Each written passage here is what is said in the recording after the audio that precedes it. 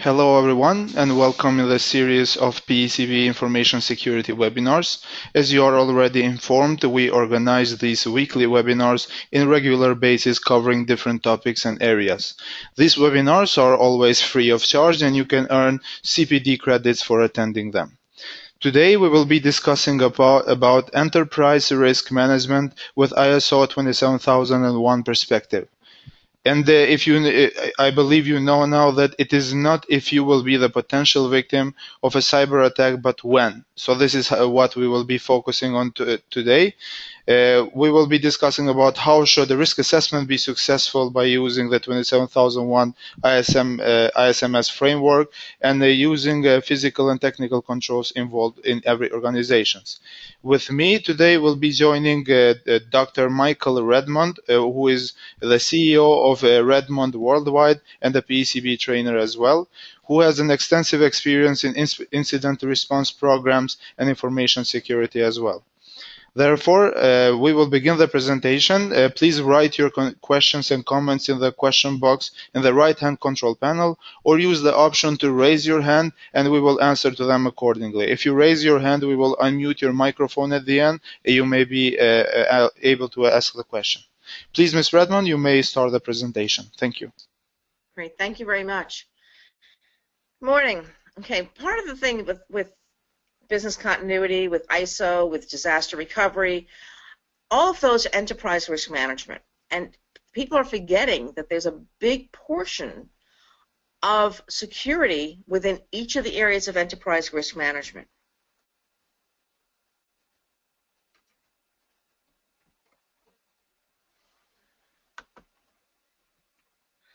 So some of the things to consider across the board are whether you have personal health information, and you may think, well, you don't have personal health information because you're a manufacturing firm.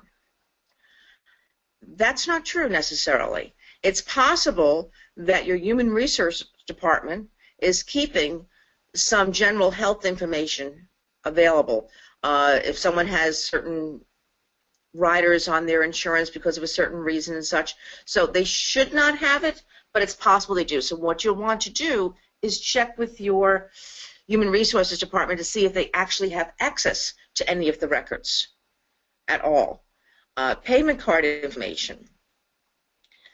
Anyone that takes credit cards would be liable for here. During the year we had Target that was hit in the U.S. And it was terrible. What happened was they had great protection, they thought, but they weren't following the standards.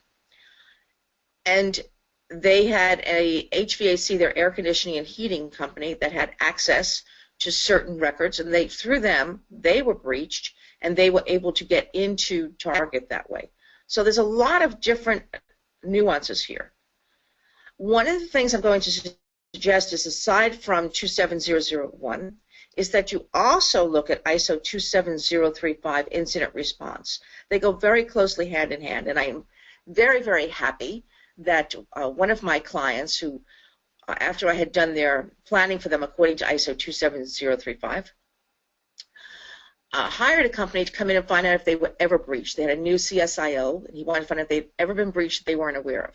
They found out they were breached in 2013. And it was so wonderful that they went out to actively look. Well, there weren't a lot of records hit, but there were some. And they followed the incident response plans that we had done verbatim. I had a plan in place for every single key area, all the technology areas, from the Windows people to the Unix people to the Linux, all of the different groups, networking. But we also had legal, human resources, communications, insurance. They all had plans and playbooks according to ISO 27035. It was effortless, went very well. The recovery was easy. They found out where it was. They were able to work on identifying all of the files that were hit. Everything was effortless because they had done all of this pre-planning ahead of time. It made a world of difference. And I'm happy to say that the plan worked extremely well. Some things considered with cyber attacks are that more and more attacks are happening every day. We know this. And everyone still says it's not going to happen to me. Many firms have lost their reputation. People are afraid to shop there in some of the stores that have been hit. Some of the banks, people have moved their accounts out of some of the banks that were affected if the banks didn't respond very well. Now, people understand if you're affected. They understand if you're breached. They understand if you have a denial of service. What they don't understand is if you don't respond well, if you haven't done pre-planning, if you haven't cared enough about them as a customer to do all of the upfront work. Recently, there was a bank that was going to be fined because of the amount of a breach that had taken place, and yet they were able to go through and show that their response was well. They had done some plans. There needed to have some more upfront work done, but again, the breach had happened 3-4 years before they started doing their planning. So the malware was already in their system, but they could show that they were prepared now to find it, to look for it. They were able to go through the different areas. So they were not fined, and their reputation was excellent. They did press releases about how great their company was able to respond, and that, you know, yes, they're sorry that they haven't done the ISO planning sooner. So again, if it's not if you'll be the potential victim of a cyber attack, but when. Now let's talk a little bit about enterprise risk management. Enterprise risk management includes business continuity management, disaster recovery plans, your crisis management plans, your emergency management plans, your facilities plans. All of these are under enterprise risk management. These are all part of the program. And even financial to a point, because you're supposed to be protecting the financial assets of an organization. Well, it's difficult to protect them when somebody is stealing them because they've already got into your system. So let's talk about, again, some of the areas. I mentioned some of the things that I put together when I did the planning for the last client. Let's talk about what you need to do. So part of your information security management system, this is how ISO is set up. So information management security system does not mean a computer system out there. It's not a software. It's the processes. And how those processes, such as legal, physical security, how those processes deal with cyber and technical controls. So it's all of your controls put together make up your system. So there's two requirements under ISO. One is the organization should design, maintain policies, and I'll talk a little bit about policies and policies you need to have. There are different types of policies. There's a policy saying that you have the right to do the programs in the first place. There's policies on what people should not know as far as they should know that they should not be on certain links, spam policies, etc. Sorry. So some of the other policies is top management needs an information security policy. This information security policy has to be appropriate for the purpose of the organization. As I said, some of those policies will say what people cannot do. They should know it, we think, but so many people are still clicking on phishing links that are coming through. They're not well aware. So let's go back. The top policy management has to do the information security role, and I do say top management. They have got to sign off on this. They have to make sure it's appropriate for the organization, that includes security objectives, that it provides a framework for setting the information security objectives. They have to include a commitment to satisfy the requirements that are related to information security and information. For instance, if they're under HIPAA, if they're a medical firm or if they're a medical insurance company, they will have to do HIPAA. There's other, if they're in the United States, they may also be following other requirements and such for their industry, so they'll need to list those. And they need to make a commitment in there to continual improvement of the information security management system. And I do state continued improvement of the information security management system. when you're first starting out, you're not going to be on a very high level. You can't do everything in one day. You can do the basics, and then you grow, and then the next year you grow. So most companies are doing what's called a 3 to 5 year plan. What can they do in 1 year? What can they do in 3 years? What can they do in 5 years? Now, this is the key part about the policies. It has to be available as documented information, not just something that's out there verbally. It has to be written. It has to be communicated within the organization. And it has to be available to any interested parties that want to have access to it. So there's a lot around the policies. The processes are how are you going to implement those policies? And the systems, well, systems can be the, as I mentioned, ISO 27035. It can be your incident response system. It could be your management system of how you're doing it, how your for instance, business continuity. Is business continuity going to periodically check their files to see if something's different? Is HR going to, human resources going to come in every so often and do a check of certain databases to make sure no information has changed, that someone hasn't played games? You're going to do spot testing with the business units also. And with this, you're supposed to ensure acceptable levels of information security risk. Now, we say acceptable levels. That doesn't mean perfect.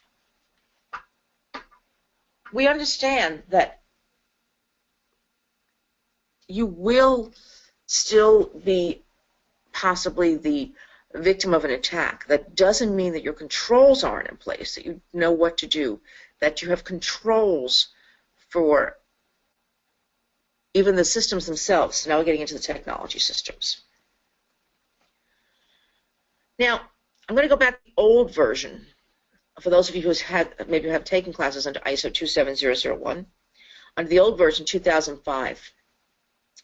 In the old version, and you'll know, if you look at the screen, you'll see the versions here, where you'll see 27001 and then 2005. That's how you know the year. In that time, we had to do what's called Plan, Do, Check, and Act, PCDA. It was also called the Deming style. Well, planning is designing the information security management system, accessing the information. How are you going to do that? What are your security risks? Today it's called risk early warning indicators. For cybersecurity, you do risk early warning indicators, telling how do we know ahead of time, what do we have in place, are we prepared, where are our gaps? A gap analysis on your capabilities is a risk early warning indicators. You know that if you don't have a firewall in place, that's an indicator that it might be easy to get in. You know if your DMZ is not set up properly, that's an indication, easier to get in. So there's different technical indications out there. But also, if your business continuity people and your disaster recovery people don't know how to report something, they don't know who to report it to, they don't know how the chain of command works within the cyber, then those are problems too. So those are things you'll find under your security risk. Then you have a security risk assessment.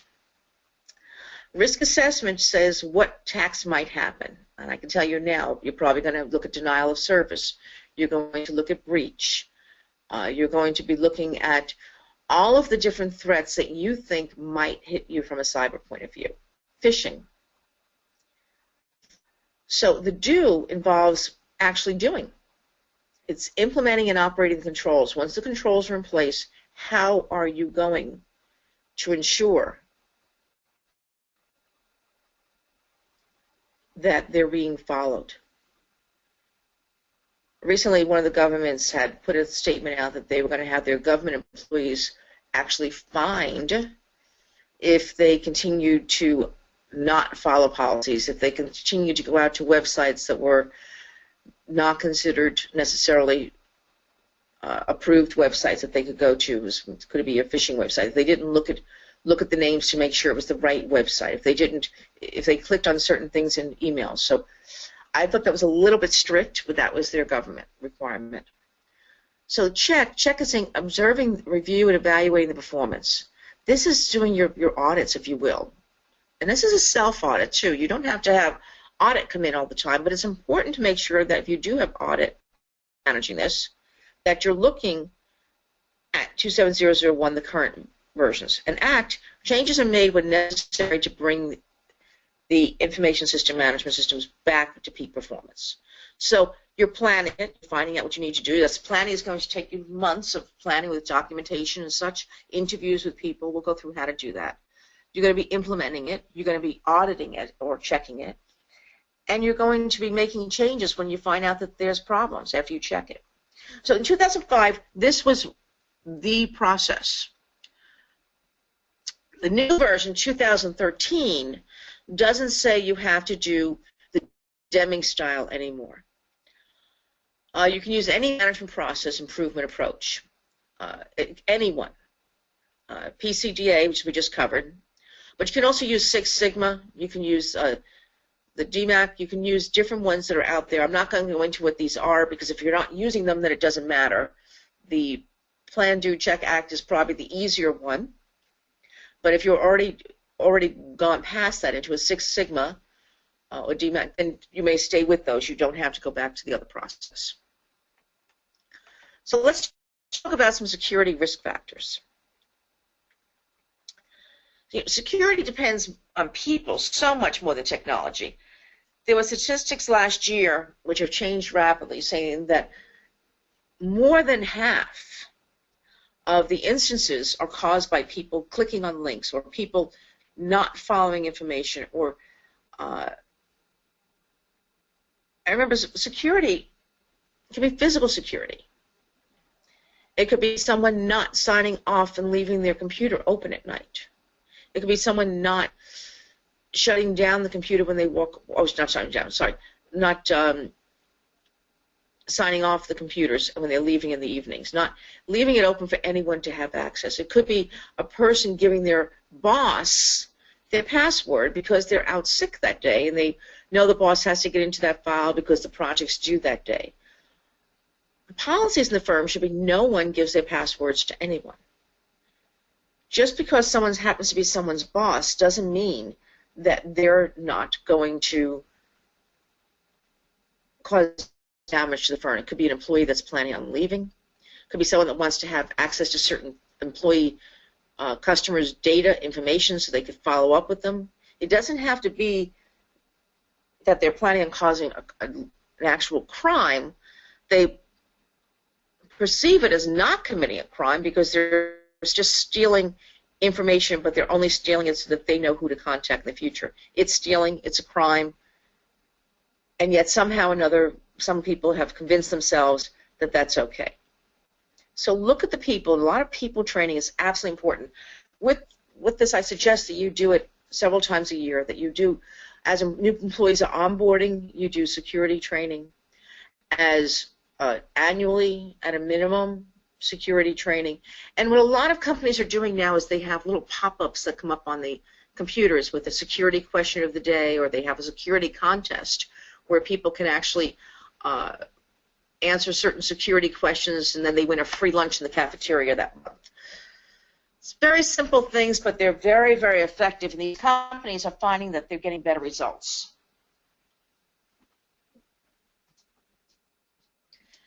The next area to look at is employees are far greater threat to security information than outsiders. And I just gave you some information. Employees know what the information is there, but it's not even that. It's that they're not being careful. They're not being careful. They have great information in front of them. Could be all different areas, but they're not being careful with the information that they're giving. They're not taking it seriously enough to realize how important this information that they have in front of them is so important. You know, that's why under ISO they have what's called a risk treatment plan. This is when you're going through and deciding your actions, your resources, your responsibilities, your priorities. You'll be putting together the risk levels of some event that might happen, the priority, how you're going to treat it, what happens if the situation happens. How do you measure the details? How do you know that your employees are actually doing better? What are the resources that are required? Who do you need to train the people? How do they get trained?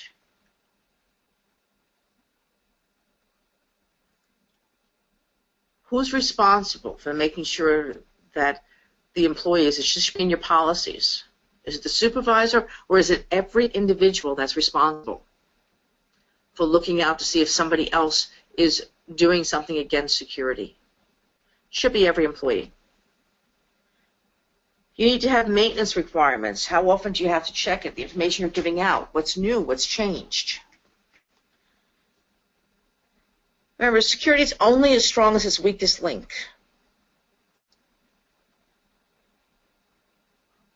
And the degree of security depends on your risk appetite. By that I mean some firms are not willing to put as much security in place because they feel it slows down the computer systems. They feel that it slows down operations, and they're willing to take a risk.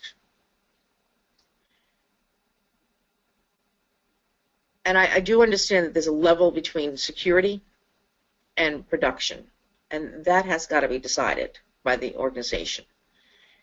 And the function of the system, it depends on what is it that your areas are doing.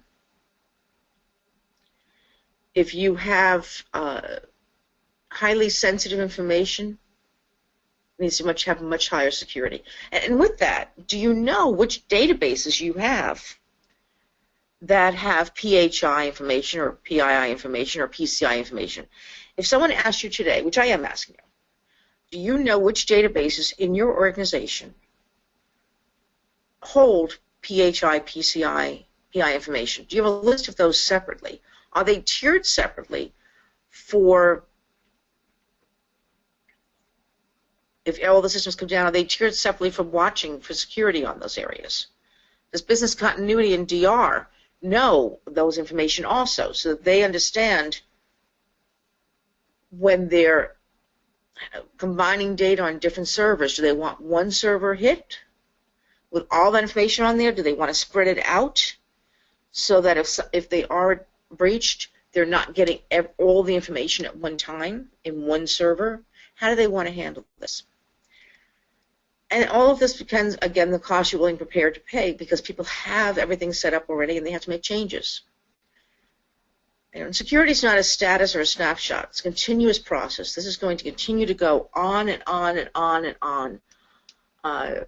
It's interesting, I was saying recently that it's a continuous process. It's constantly learning, because every time the attackers learn something, I have to learn it. So let's talk about your risk framework. You want to have a scope, which means you understand what you need to protect. And that sounds very simple, but it's not. Again, do you know what databases have this information? Is there sensitive information in the organization? Perhaps it's a research company, perhaps a manufacturing company that's doing research. Do you have sensitive information that you wouldn't want your competitors to get? Well, that information needs to be protected also. So it's not as simple as many organizations believe. It's actually going through and finding out what do we have that could cause a problem if it got out, aside from PHI, aside from PCI, sensitive information that you have. The risk management is assessing your risk and developing appropriate risk treatment plans. Well, we talked a little bit about risk treatment plans just a moment ago when I was talking about how to set that up.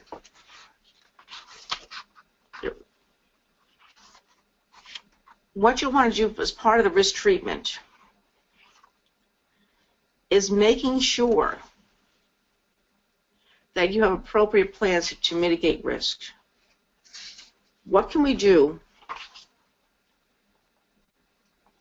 to deal with it? That should be in your policies. What are the objectives? What is you're actually trying to do? What are the rules concerning actions and decisions for achieving objectives? Who's responsible? What are the key outcomes, and what happens if those outcomes are not met? What happens to the business? What are some policies that you need to have in place? And I'm going to go back to policies again because policies are so important to make sure that you have the right ones in place, to make sure that the rules, the written documentation, if it's not written, people are not going to follow it. So you need high-level general policies, security policy. You need high-level topic-specific policies, information security, and your ISMS policies. And you need detailed policy, your policy on access control, a policy on cryptography, incident management policy, a policy on the continuity of activities,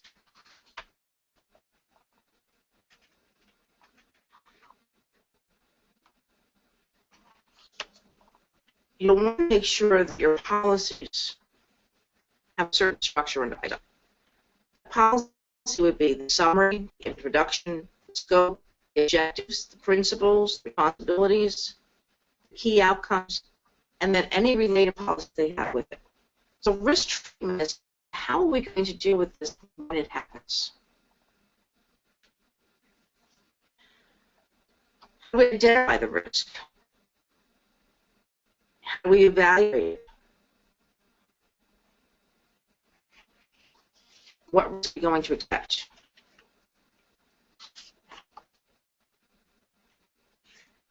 Now, part of risk treatment is selecting information security options. What can we do? We can get software ahead of time that has threat analysis. We can go with an SIEM program that has threat analysis. It has logging. So it automatically logs everything that happens. We can have a company out there that will help with denial of service, letting it switch over to the networks. There's a lot that we can do to treat the risk. We have to know what those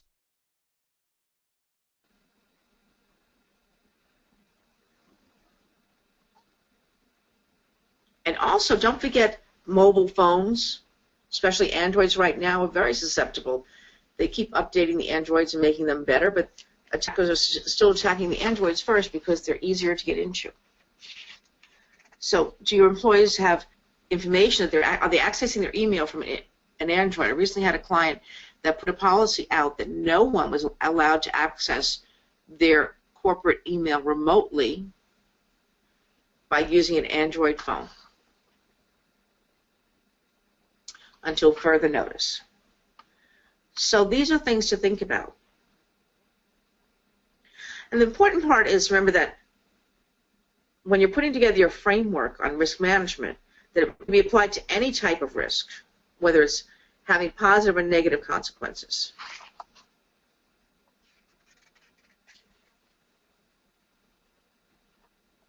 You want to be able to apply to the why and what of risk management.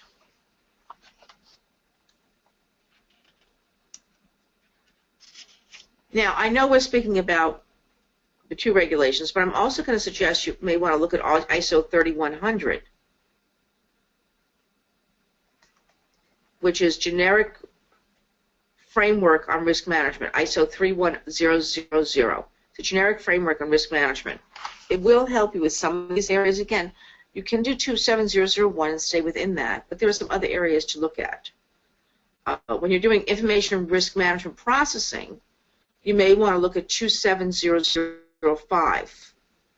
This tells you about what the content establishment is, risk identification, risk analysis, risk evaluation, risk treatment, risk acceptance. So those are some areas to look at.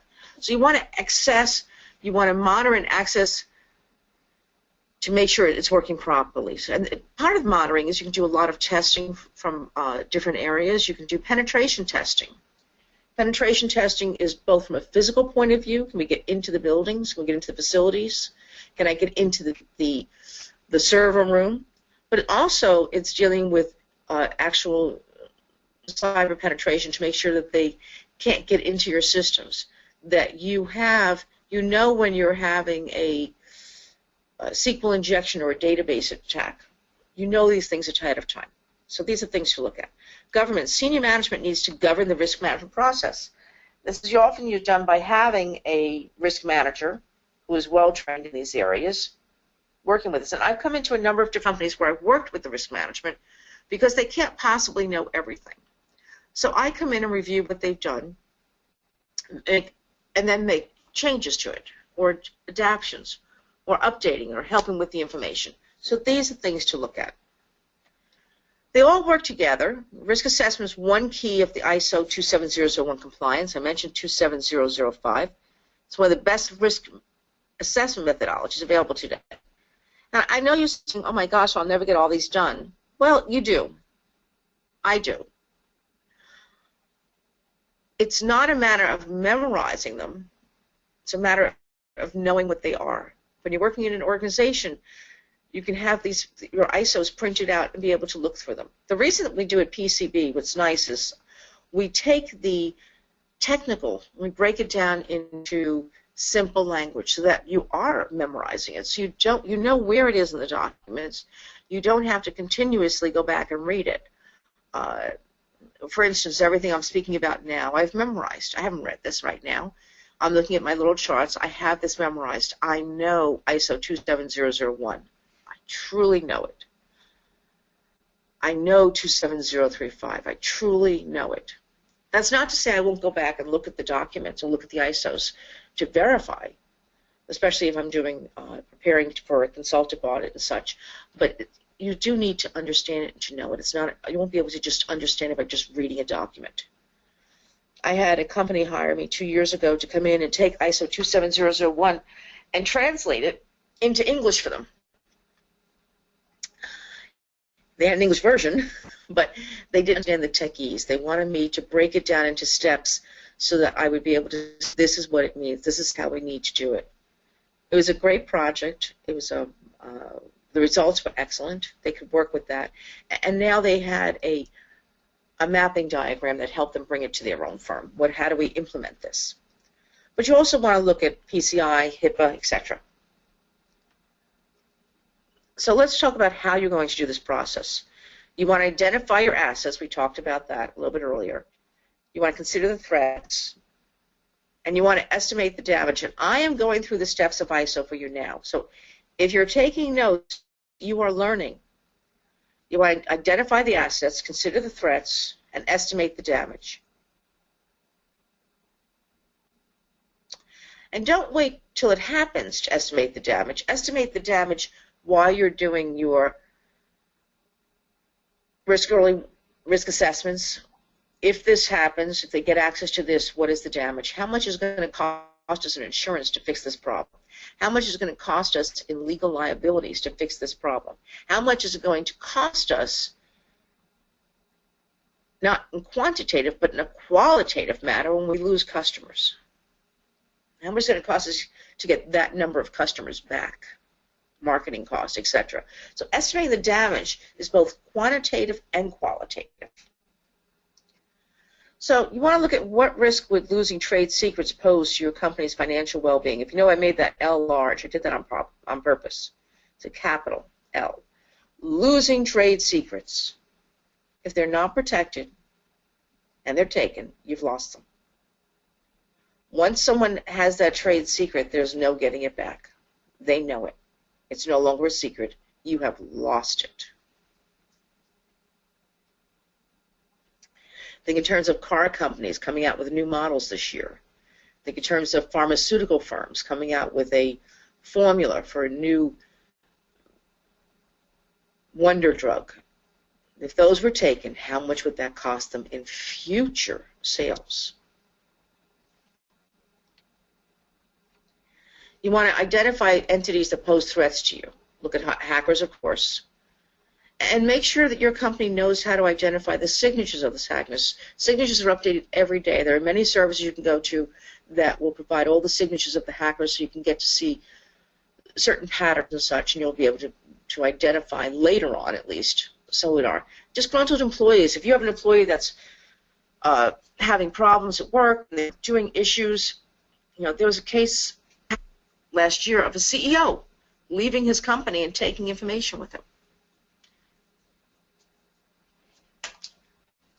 Careless employees. Again, we mentioned people walking away from their desk and leaving their computer screens wide open so anybody can get into them. And competitors. I hate to say don't trust anybody when it comes to security, but this is your information. You're responsible for the corporate information. And if you treat it as if you're responsible for it and you don't give your passwords out to other people and you watch your materials and you have the right firewalls in place and you check your ports to make sure what's open, what's not open, you know what you've left. Especially when you're putting in threat management software, you're giving access to your data. So make sure your vendors have good plans in place, because they are coming right through your ports if they're doing threat management.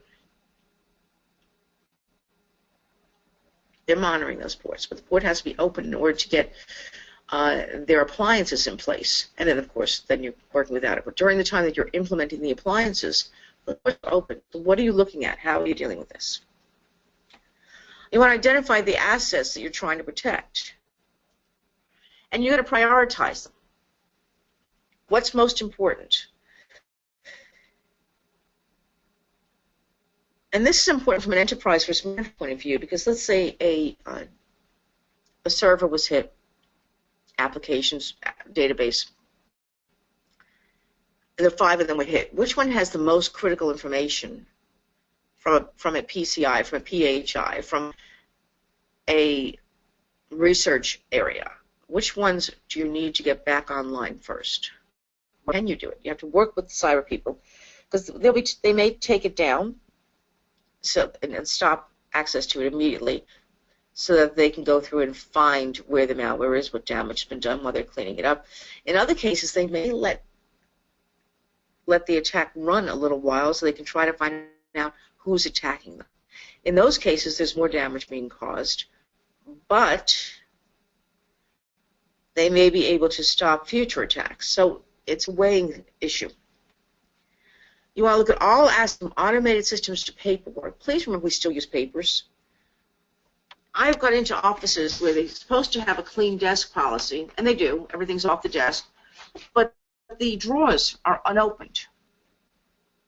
I'm sorry, the drawers are unlocked. You know, and if you're looking at it from understanding the organization, and doing a gap analysis, which is where I find these, there's a business case for leaving them open during the day, but not a business case for leaving them open at night. You want to make sure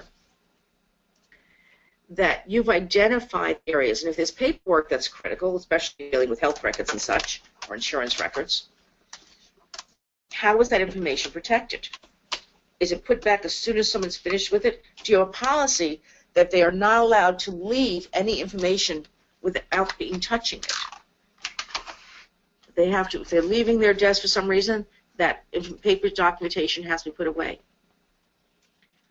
So the way to deal with some of this stuff is, you want to have some type of document. You want to have policies, procedures, guidelines. You need a security manual. You need a charter. You need a scheme showing processes or a flow chart. You need a narrative explaining all the functions of every process and every description. You need a guide. How do people read these? How do they work with them? And you need data sheets. That's technical information, specifications, what's going to be installed, what's maintained, what equipment, what software. All of this is critical. You want to control your records. The storage, protection, availability, the shelf life, disposal of records. Disposal of records. Are you considering disposal of records as part of your security? Are things scanned at night, or are people just throwing them in the trash? Now, many companies have shredding companies that will come in and pick up their documentation for them, and they have what looks like a large trash bin. It has a little space where you put your papers in, but they don't have it locked up. There's no chain to it to the wall. So at the end of the day, any employee can come in, put a box over it, and walk out of the building, unless you have good physical security. So if you have those areas where you're putting all of your paperwork in that's going to be destroyed, please make sure that is actually chained to something or secured in some way. or that there's a policy that nothing larger than this can go out of the building.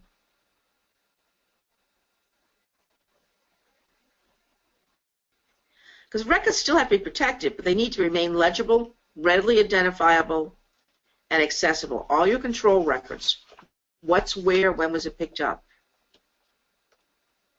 You need to have registration of records. You want to have identification, perhaps your guest book that's stored at reception. And it's recommended under ISO you keep that for 1 year. Your incident report sheets, it's recommended you keep that for 3 years. Your employee records, I recommend you keep those for 5 years after termination of an employee. Management review, I recommend you keep those for 7 years. And those are very confidential. So these are things to look at. There's so much in ISO 27001. Such. What's the weakest link in your system and your process? Very important to know. So you want to make a list of possible vulnerable targets, your source codes, your engineering drawings, your patent applications, customer lists, contracts, administrative passwords, your data centers, UPS devices, your firewalls, your payroll records. All of these are targets, and this is a quick list that I came up with. This is not the list. This is the quick list that I came up with at the top of my head. So now you want to assign numeric values to those risks. Let's go back to these. Which is most important to you? 1, 2, 3, 4, 5, 6, 7, 8, 9, 10. Which is most important? But that's great to know. But in order to find that out, you've got to say source code. Ooh, if that was taken, that would be a 10 out of 1 to 10, 10 being the highest. Engineering drawings, that would be an 8 for us. Patent applications, oh, that'd be a 10. Customer list, well, we all have similar customers, so maybe that would be a 7, but we want to protect the customer information if it has any information on it. So you'll go through and you'll identify those numbers. You want to assign numeric values to those. You want to calculate the risk values as a basis for how much time and money to invest in protecting. You want to look at the likelihood, the probability that something's going to happen versus the impact. How much damage will it cause? You want to make sure you look at the failure mode effects analysis to measure the effectiveness of current controls. Well, this is the formula. The likelihood that a threat is acted on independent of your precautions. That means how many times they're going to try to hit something. Whether you have precautions or not, you still look at it. Remember, some of your security controls, you know, you have information security roles and responsibilities, segregation of duties, contact with authorities, special interest groups. You have management of removable media, disposal of the media, physical media transfer. We've talked a little bit about that. Access controls. We've talked about user control, security controls, registration and deregistration, provisioning, review of access rights, secure logon procedures, password management systems, privileged utility programs, access control to source codes. You know, pseudo commands are something definitely to be watched. Documented operating procedures, change management, capacity management.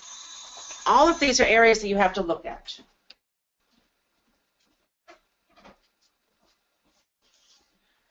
This is all under how you're dealing with these threats. We're still just on the first sentence there. You want to make sure that you have audits going on. You have suppliers. You're checking your suppliers. That's part of your precautions. Protection of your physical records. There's many areas to look at within this. You want to look at the anticipated damage. We spoke about some of the financial damage, but loss of reputation, legal, being shut down. You're having a business shut down for not having to shut down certain denial of service, areas along those lines. So let's talk about how you can do your audits. You can do a second-party audit, which is where your customers audit your organization. Now, are they going to come in and do the audit themselves? No, but they have an interest in the organization and are acting in the past. So they'll be telling you, customers will let you know when information happens. They'll call you and say, gee, something's wrong on my bill. Gee, I'm getting information that makes no sense. They'll be giving you calls, so that they're doing it without even knowing they're doing it.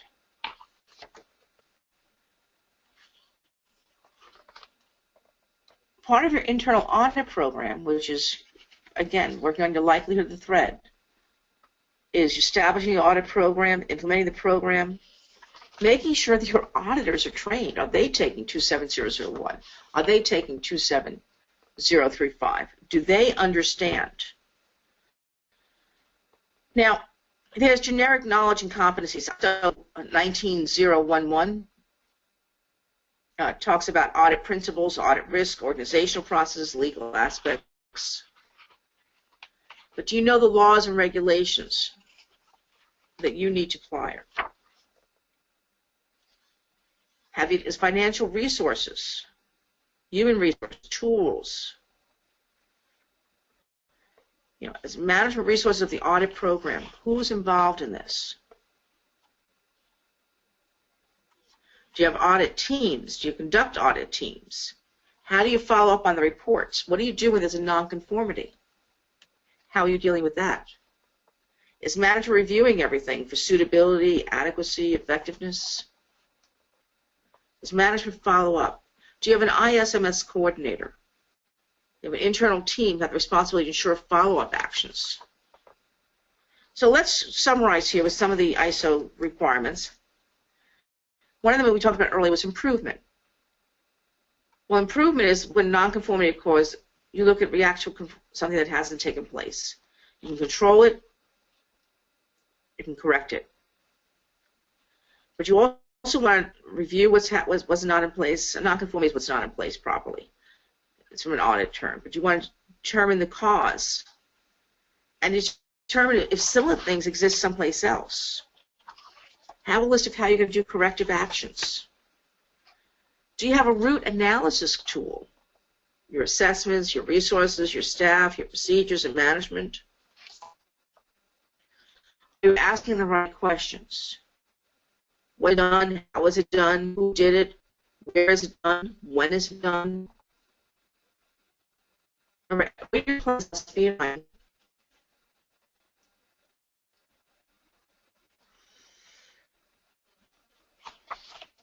You need corrective action plans, but you need continuous monitoring, continual documentation records, and you want to document your improvements. Why? Because as you're improving it, you want to document what you've done ahead of time, because the improvement may not work. You want to document why you made those decisions. You want to any agreed improvements, the process or action, have to be notified to managers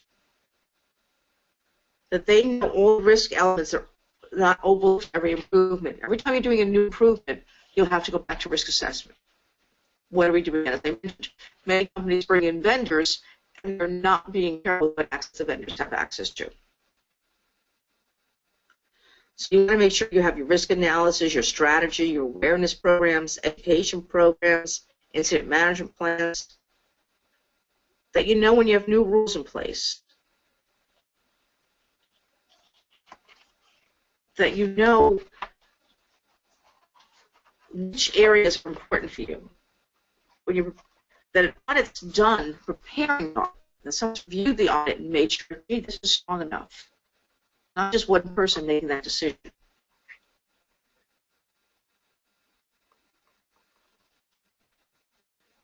And you're having an audit for 27001 itself if you're going for certification.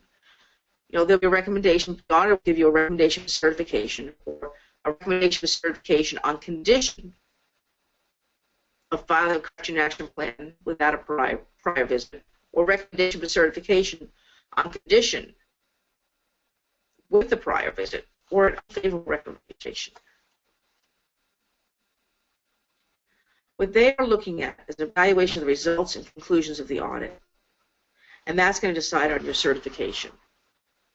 By the way, for those looking at finding for certifications, not taking just to be certified yourself, but looking to have your organization certified, the auditors will be going under ISO 17021, which gives them the part of the audit that states that any other relevant information, public information, client comments, etc., have to be on the report. So there's a lot of regulations that rely together. So not to confuse you, ISO 27701, let's tell you what this is going to cover if you decide to take the PECB class. Love to have you in my class, so it would be a lot of fun. The ISO 27001 certification process. You'll learn the fundamentals of audit concepts and principles. You'll learn planning and initiating an ISO 27001 audit. You'll learn conducting an ISO audit. You'll learn, that's in the auditor class if you choose to take that, which we haven't covered today. But those are others to look at. So at this point in time, I'm going to open this up for any questions we might have in a moment. And at this point, we're open for any questions you might have, anything that I haven't covered. Also, I am on LinkedIn. I would encourage you to go to LinkedIn and connect with me, ask me any questions you have.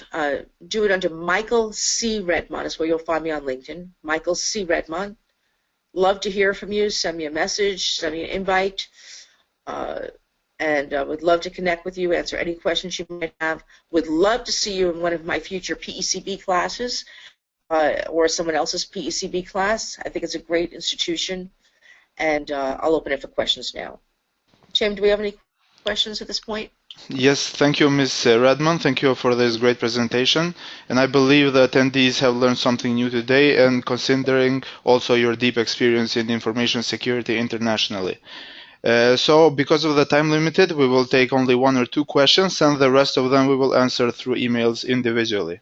The first question is that at the beginning you mentioned that more than 50% of the incidents happen because the people click on the links and they're unsecure links. How about the internal incidents? So I believe the attendee is referring to the internal security that we must pay attention to.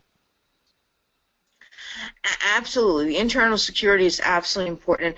And I didn't mean just that they click on the links. That was one example. It happens because employees are leaving their computers open because they're leaving papers out. It's just most of the incidents have happened because of employees. Internal controls are absolutely important. Having things in place, having procedures that people have to follow, having employees remind another employee gently, not reporting them, just gently, but also having an 800 number or a number that people can call anonymously and report to if they see an employee doing something that they think is fishy. Some of those things might be if somebody was on to 5 and all of a sudden they're coming at midnight every night. That's unusual. If an employee's been supposed to be on vacation and they're coming in while they're supposed to be on vacation and they're coming in at night when the other employees have left for the evening, that's unusual. So these are things to look at. And does that answer that question, I hope, for everybody? Yes, thank you. Okay, next question. Unfortunately, because we will be beginning another webinar in 5 minutes, we are not able to get the questions live, but I have registered all the questions that I will be sending to you in your email, and then we will answer individually to the attendees. So once again, I want to thank you very much for your cooperation. Always a pleasure having you present in our webinars. Just to inform all the attendees, not forget to attend on the next week's webinar. The regular webinar we will have about why every company needs CISO. It will be in Spanish. So for all of those in Spanish-speaking interested candidates can join us. And another special webinar, which is out of the schedule, we will do most probably on Friday, is about the latest events that happened for the Data Transfer Act named Safe Harbor that was announced as invalid by the European Court of Justice. So please stay up to date with the PCB schedule in our website and in our social media as well, and we will inform you with the latest events. Thank you once again, and see you next week. Bye-bye. Thank you.